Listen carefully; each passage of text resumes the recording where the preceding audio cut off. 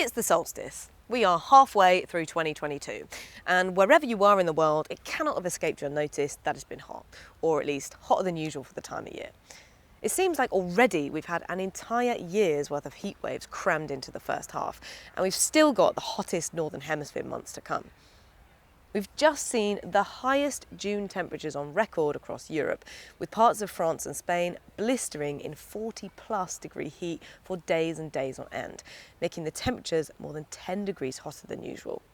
And far from being the joyful experience depicted in many of the major news publications, extreme heat is dangerous.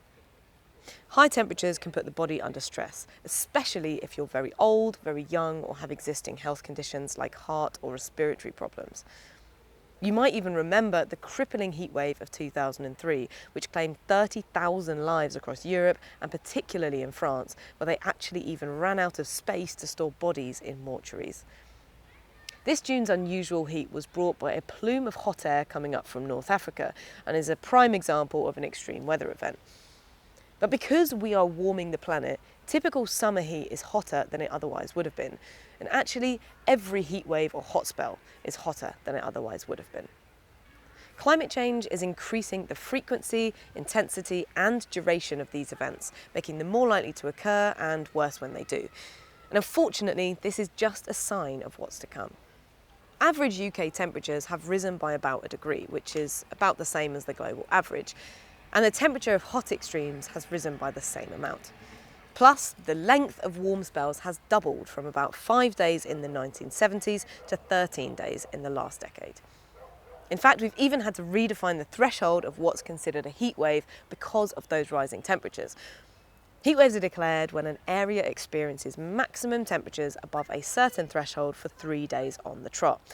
And several counties of the UK have had that threshold adjusted upwards to account for changes in what's considered normal. We haven't recorded a 40-degree day in the UK yet, but by the end of the century, the Met Office predicts that 40-degree events could occur every 15 years, assuming the current most likely scenario of moderate emissions reductions. Now that sounds bad, but it's significantly better than what would happen under a worst-case no-policy scenario, which would be around every 3 to 4 years. We need to stop burning fossil fuels to avoid these sorts of statistics becoming a reality, because these heat waves are not isolated occurrences. They're happening all over the world.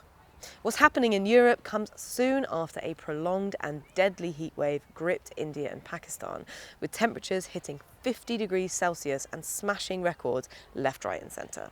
A rapid attribution study, which detects the fingerprint of climate change in extreme events using statistical techniques, found that it was made 30 times more likely to occur because of the changes that we have caused in our climate so far. And what happened in India came hot on the heels of simultaneous heat waves at opposite ends of the Earth in the Arctic and Antarctic in March.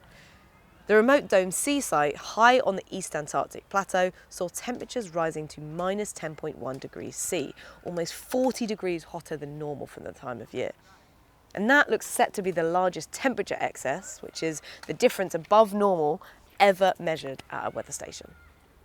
Meanwhile, of course, the Arctic was 30 degrees warmer than usual too, resulting in a new maximum temperature record being set in Svalbard, an Arctic archipelago at 76 degrees north.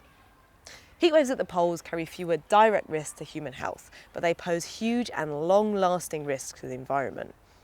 The melting of ice sheets is irreversible in human timescales, contributing to sea level rise and accelerating the rate of climate change.